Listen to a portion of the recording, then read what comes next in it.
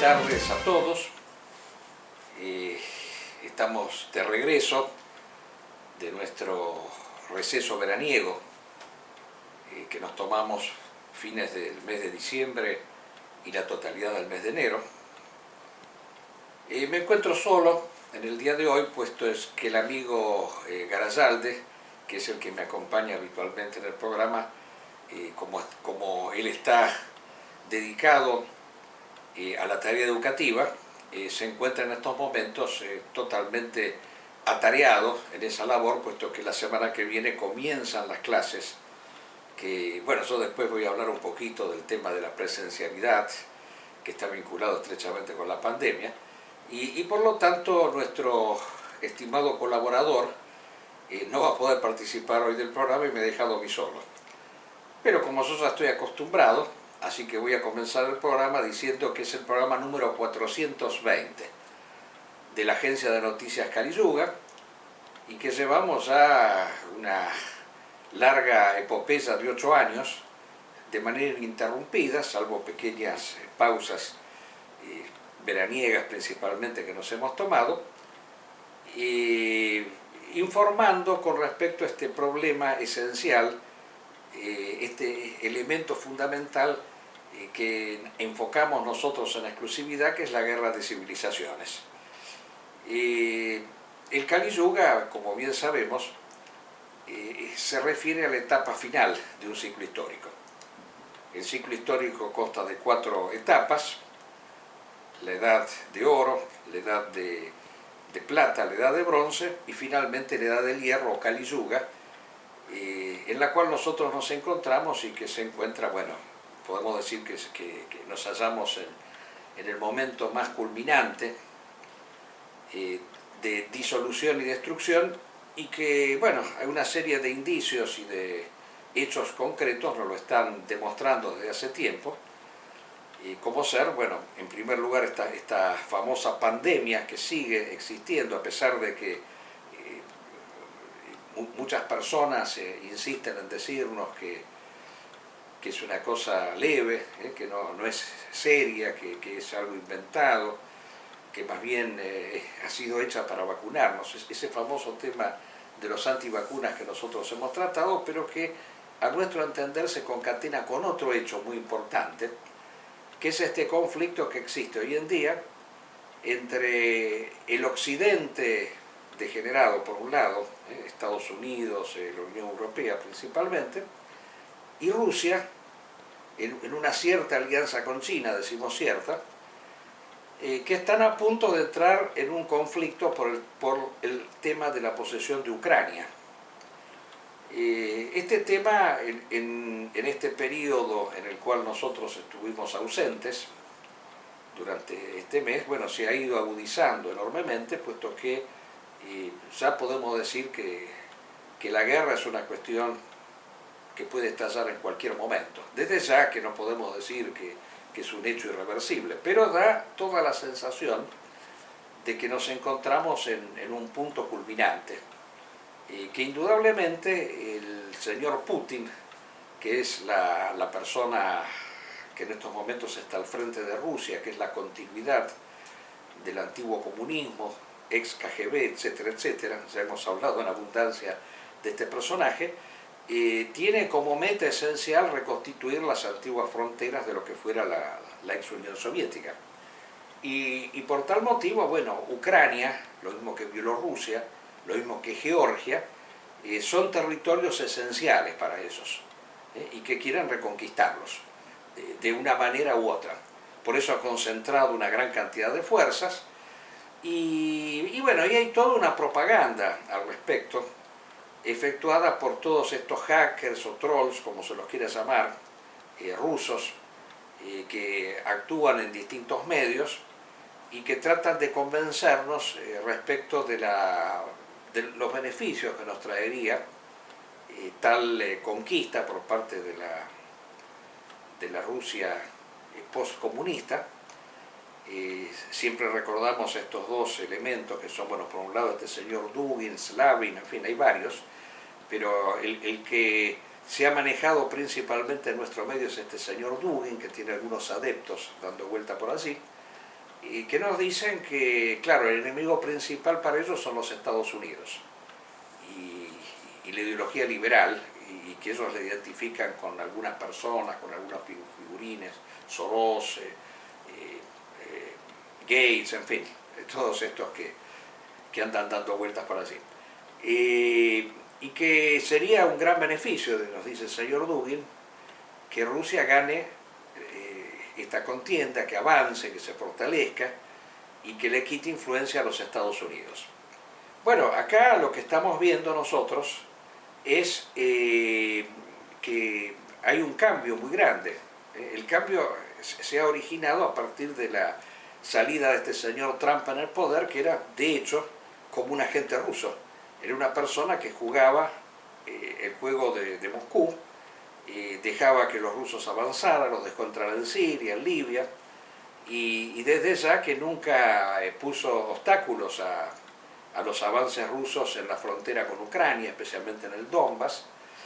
Y bueno, ahora este señor Biden, que desde ya no es de ninguna manera un cambio sustancial, pero es importante porque se ha puesto bastante firme con respecto a esta estrategia que tiene el señor Putin, y bueno, y ha dado a entender de que no se van a quedar de brazos cruzados ante la invasión rusa a Ucrania, que desde ya lo que todavía no se sabe con certeza es si al invadirse Ucrania, Estados Unidos enviará tropas o simplemente se dedicará a producir una serie de embargos económicos y financieros que perjudiquen al sistema ruso, económico ruso. Desde ya que, bueno, algún tipo de movimiento militar por parte de los Estados Unidos y Europa ha habido, aunque no en las mismas proporciones que los realizados por Rusia. Por ejemplo, nosotros podemos mencionar aquí que un país como Canadá ha sido el único que ha enviado, aunque sea un pequeño contingente militar, a Ucrania, con la finalidad de entrenar las tropas. Bueno, fíjense, ¿dónde está la relación con el tema de la pandemia? Los hackers rusos que hemos mencionado, que están haciendo una gran campaña mediática en contra de las vacunas, sosteniendo que todo esto está hecho a propósito para... la pandemia ha sido producida en un laboratorio. Al principio decían que la pandemia era en sí mismo un medio para disminuir la población mundial, luego han dicho que no era tan grave y que por lo tanto no se justificaban las vacunas, que había que dejarla avanzar libremente. Pero de hecho, los hackers, ¿qué es lo que han realizado? Todo un movimiento de protesta con la finalidad de desestabilizar especialmente a aquellos países que pueden intervenir en el conflicto ucraniano, y uno de ellos, hoy en día el principal país que está en estos momentos asediado por estas movilizaciones de protesta, motorizada principalmente por la propaganda rusa, es Canadá. Fíjense, en Canadá hay hoy en día un movimiento de camioneros que no se quieren vacunar, que protestan por el tema del pase sanitario y que prácticamente han puesto en jaque a toda la sociedad canadiense, y no sabemos en qué va a terminar esto. Ahora, lo gracioso del caso es que esta gente, estos hackers, insisten tanto en estas movilizaciones, pero aplican lo que se llama la teoría de la doble verdad. O sea, esto es para afuera, no para adentro. Adentro, en Rusia y en China, no suceden estas movilizaciones. Las vacunas se dan normalmente, por más que Rusia, debido a su gran desorganización interna, sigue teniendo una gran pandemia y sigue teniendo muchos muertos. Pero eso no porque haya movimientos antivacunas que realicen manifestaciones y que impidan el despliegue sanitario, sino por la tremenda desorganización interna que tiene el Estado ruso. Esa es la realidad. O sea, el Estado ruso es un Estado caotizado, que a pesar de eso reprime a los opositores. Ahora, nosotros insistimos en este detalle, ¿no?, que para nosotros es fundamental. Desde ya que no somos defensores del liberalismo, como dice estos sostenedores de Rusia, pero si tenemos que elegir entre el liberalismo norteamericano y el totalitarismo que hoy rige en Rusia y que es la continuidad histórica del antiguo totalitarismo que se desarrollaba en la época del comunismo y aún en la época del zarismo en sus últimas etapas, bueno, desde ya que nos quedamos con el liberalismo, pero esto por una razón muy sencilla, por una cuestión de supervivencia, no porque seamos liberales, porque nosotros vamos a poder funcionar bien o normalmente, como lo estamos haciendo ahora, que podemos, por ejemplo, emitir este programa, en un sistema democrático y liberal, eso desde ya. Si hubiera un régimen del estilo de Putin, pero por supuesto que nosotros no estaríamos en estos momentos dando estos programas. Piensen, por ejemplo, en Navalny, que está preso por ser un opositor. Piensen en todas las personas, en todos los políticos que han sido asesinados, periodistas, Pliskaya, la famosa periodista que cubrió la guerra de Chechenia, que fue eliminada por el señor Putin. Así que un régimen en donde se coartan las libertades, en donde no se puede desarrollar libremente nuestros puntos de vista, por una cuestión operativa, desde ya que vamos a preferir el otro. Eso es normal, no porque seamos favorables al liberalismo, sino por una cuestión de supervivencia. Eso se lo decía el maestro Évola. El maestro Évola decía que los dos imperialismos eran en el fondo la misma cosa. Los dos eran materialismos, pero desde el punto de vista operativo, para mantener viva y encendida la llama de la tradición, es preferible un sistema en donde haya democracia, en donde se permita el despliegue de las ideas, por más que, por supuesto, vamos a reconocer que nosotros nunca vamos a tener la resonancia que pueden tener otros promovidos por el sistema. Pensemos, por ejemplo, hoy en día en la República Argentina, un sujeto impresentable como el señor Milei, bueno, ha sido promovido por los medios masivos de difusión. Bueno, esto no nos va a pasar nunca a nosotros, pero por lo menos, aunque sea en pequeña escala, ya que la tradición siempre es algo fundamentalmente minoritario para hombres diferenciados, podemos actuar. Si no, de lo contrario, ¿cuál sería nuestro destino? El Gulag. Nuestro destino sería justamente la disolución de toda fuerza tradicional. Entonces, desde ese punto de vista, es que nosotros sostenemos la necesidad de, si hay un conflicto, estar del lado de Occidente en contra de Rusia. O sea, Rusia tiene que ser disuelto como está, como imperio. Esto viene ya de lejos. Y hay varios autores que hicieron resaltar lo que se llamó el carácter, el temperamento teóforo del ruso. Un pueblo teóforo quiere decir un pueblo que se considera a sí mismo como el enviado de Dios para redimir a la humanidad. Y esto se lo vio en las persecuciones, incluso religiosas, que hubo en la época del zarismo, en donde se le dio una prioridad absoluta a la religión del Estado, que era la religión ortodoxa, vinculada estrechamente con el Estado ruso. Y bueno, estas persecuciones, esta intolerancia, que además dio cabida a la postura nefasta que asume el zarismo ruso en la Primera Guerra Mundial. Noten ustedes que el fenómeno de la subversión, que significó la imposición de regímenes materialistas y democráticos a partir de la Revolución Francesa, en un primer momento intentó ser detenido en el famoso Congreso de Viena en 1815, cuando se derrota al heredero de la Revolución Francesa, que es Napoleón Bonaparte. El Congreso de Viena establece la Santa Alianza, que fue la unión de todas las monarquías tradicionales en contra del proceso subversivo que se estaba desarrollando en el mundo en ese entonces, que no era una cosa casual, sino que era algo planificado. Se habla de masonería, se habla de poder oculto, en fin, no vamos a identificar quiénes son, pero que evidentemente los hechos históricos han sido dirigidos con una cierta intencionalidad, eso es indudable. hay como una trama oculta en la historia. Existe la tercera dimensión histórica, o sea que están los hechos, los que ejecutan los hechos y los que están por detrás de los bastidores, dirigiendo de alguna manera los acontecimientos.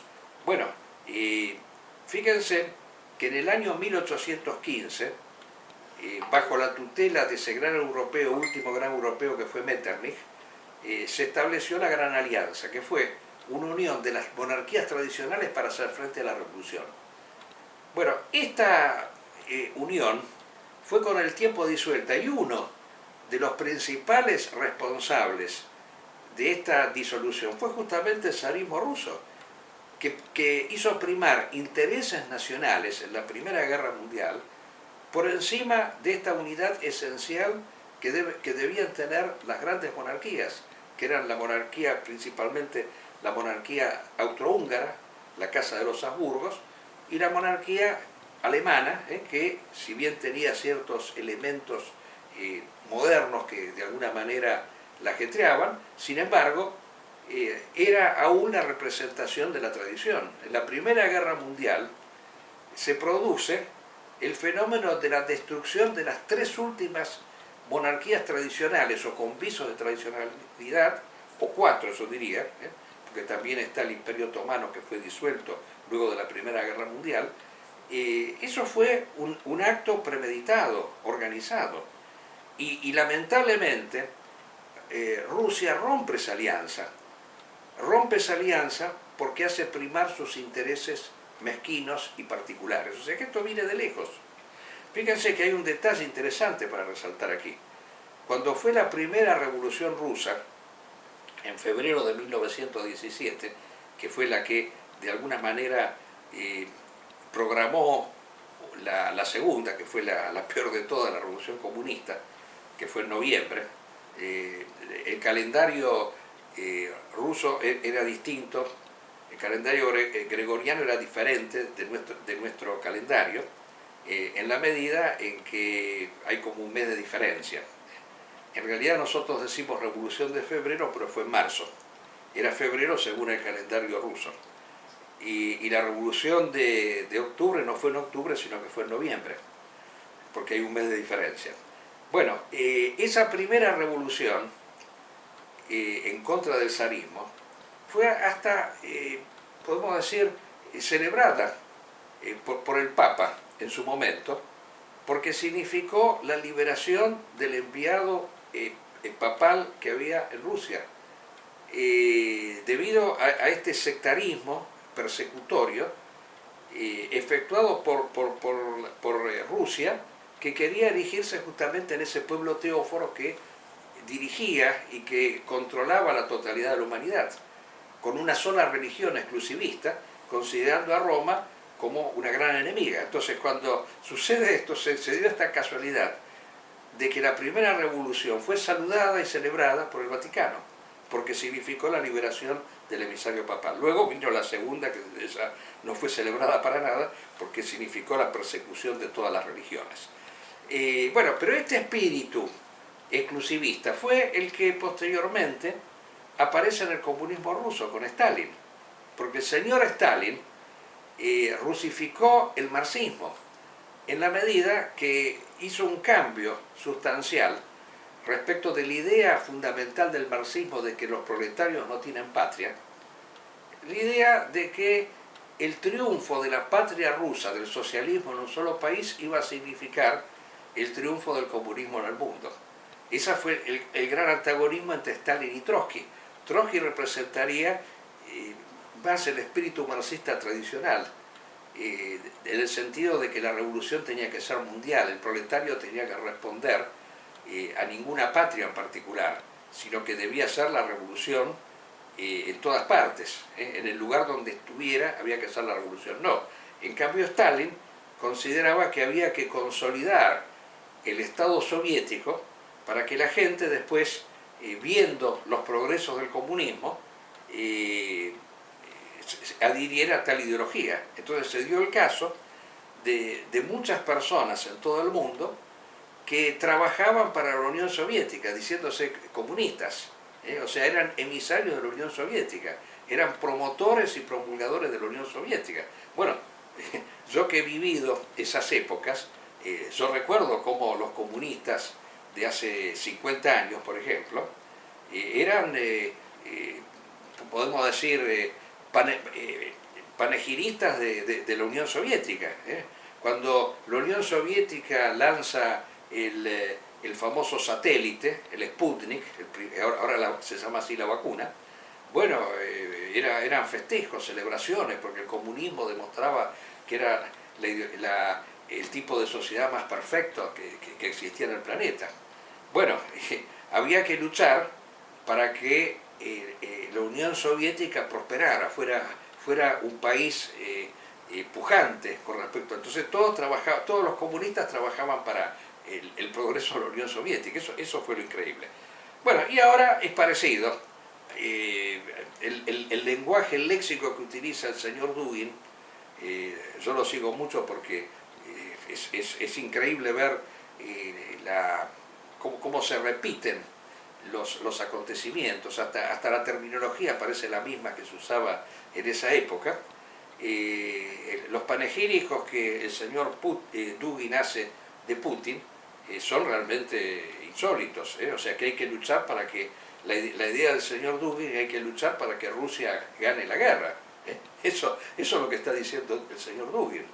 O sea, tenemos que enrolarnos todos para que Rusia gane la guerra y en contra del enemigo principal que son los Estados Unidos. Bueno, nosotros opinamos exactamente al revés. Entonces decíamos que en función de eso es que se están promoviendo todas estas campañas en contra de las vacunas y en contra de las políticas sanitarias. Que fíjense qué cosa curiosa, que los países que no participan activamente en este conflicto ruso-ucraniano, como por ejemplo la República Argentina, bueno, acá no encontramos que haya un gran movimiento antivacunas. Acá no lo encontramos, acá es mínimo, es insignificante, son 4 gatos y no ha habido ninguna manifestación, como en Canadá, o como en Australia, o como en Europa. Ha habido manifestaciones muy duras y muy violentas, bueno, promovidas por la inteligencia rusa, eso no cabe ninguna duda. En los lugares en donde no pasa un compromiso de un Estado en este conflicto, no existen esos movimientos antivacunas. Fíjense, bueno, hemos hablado un montón de eso y yo me he propuesto hacer un poco más cortos los programas, por sugerencias, entre otros, del amigo Garralde. Pasemos un par de avisos publicitarios. Este año tenemos 2 aniversarios muy importantes. El primero de ellos, que se cumplen los 40 años de la heroica gesta de las Malvinas, así que pensamos dedicarle un espacio muy importante, porque es la gesta histórica más importante del siglo XX para la República Argentina y yo diría para América en general, aunque haya sido una guerra muy breve, pero fue importante las potencias que suscitó. Y el segundo acontecimiento que nosotros queremos celebrar son los 100 años de la Revolución Fascista de Benito Mussolini, la famosa Marcha sobre Roma, que fue en 1922. Pero eso falta bastante tiempo. Y el otro acontecimiento que queremos resaltar aquí es que tenemos previsto, de manera bastante cercana, sacar una obra recopilatoria, ya que en este mes se cumplen los 5 años de la muerte del gran tradicionalista boliviano argentino Julián Ramírez, que vamos a sacar un libro en el cual vamos a hacer una selección de sus textos, o sea, todos los textos que él publicó en el Fortín y los que leía yo en esta agencia cuando Ramírez estaba vivo y cuando me acompañaba en ese entonces el amigo Mahdi al-Afghani, el famoso combatiente talibán. Muchos de esos textos los vamos a publicar. De paso le mandamos un saludo al amigo Mahdi, que lamentablemente por razones de salud no puede participar de nuestros programas, pero seguimos pensando igual de que en este marasmo que existe, la única fuerza que hoy en día hace frente al mundo moderno como corresponde es el fundamentalismo islámico. El fundamentalismo islámico se propone a diferencia de los demócratas, y yo el otro día me estaba riendo porque había un señor que decía que nosotros no éramos muy operativos, y nos comparaba con los camioneros que no se querían vacunar ahí en Canadá. Y bueno, pero fíjense qué diferencia, ¿no?, entre movilizarse por las vacunas y movilizarse para destruir el mundo moderno y establecer un orden fundado en Dios, como han hecho los talibanes, que han luchado por 20 años. Y que además nos han dado un ejemplo que tenemos que seguir, porque primero lucharon contra la Unión Soviética, y una vez que destruyeron la Unión Soviética fueron contra Estados Unidos y le ganaron la guerra. Y bueno, esa tiene que ser la táctica a adoptar por parte nuestra. Bueno, y con respecto al tema de las vacunas y del COVID, yo tengo que seguir sosteniendo exactamente lo mismo que decía el año pasado, que estamos muy lejos de haber superado la pandemia. Y yo me remito a los números, porque no hay que ser excesivamente suspicaz para todo esto.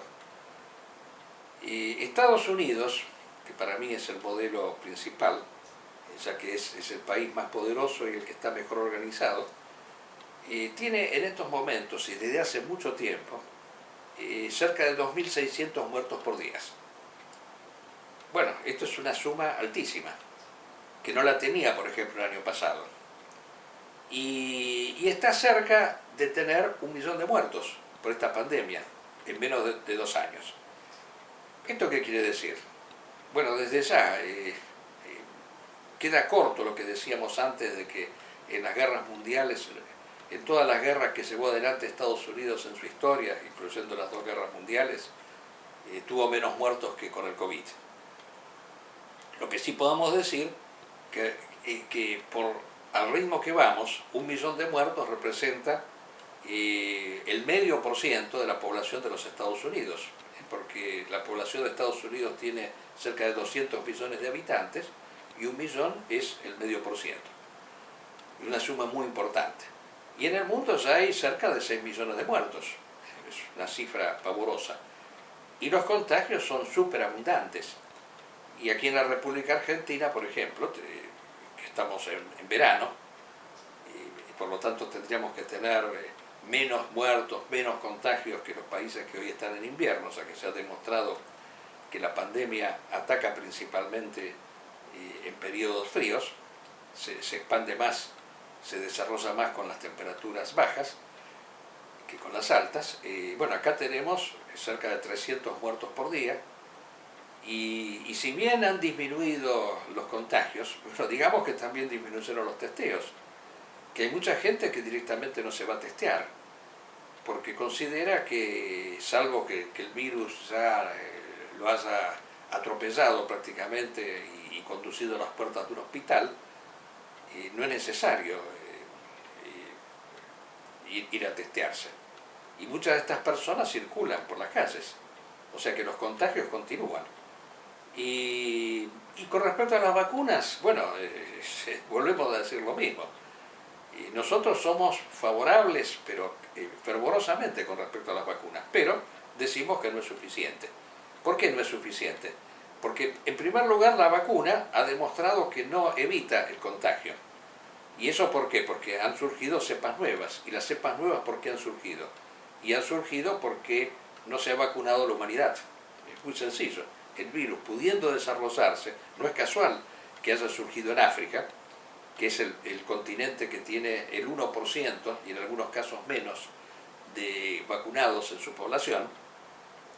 Ahí se haya desarrollado esta última cepa Omicron, que ha tenido la ventaja o la característica de sortear las vacunas existentes. Entonces, por tal motivo, la gente se sigue contagiando a pesar de estar vacunada. Pero lo que está demostrado, por eso los antivacunas se tendrían que poner un broche en la boca de una vez por todas, se ha demostrado que las personas que mueren, salvo que tengan ciertas enfermedades graves, y a las cuales, si se les suma también el COVID, puede producir la muerte, se ha demostrado que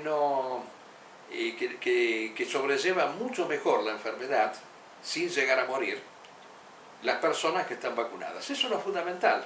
Entonces, por eso es fundamental vacunarse con todas las dosis que sean necesarias y al mismo tiempo tomar las medidas de precaución, el distanciamiento social. Yo estoy en contra absolutamente de la apertura de las escuelas acá en Buenos Aires, en Argentina, puesto que el virus sigue. Las calles están repletas como si nada y bueno, ya vamos a ver qué va a pasar cuando bajen las temperaturas, ¿eh? O sea, es un tema gravísimo, importante. Bueno, y por último, para no excedernos, el tema de la deuda externa.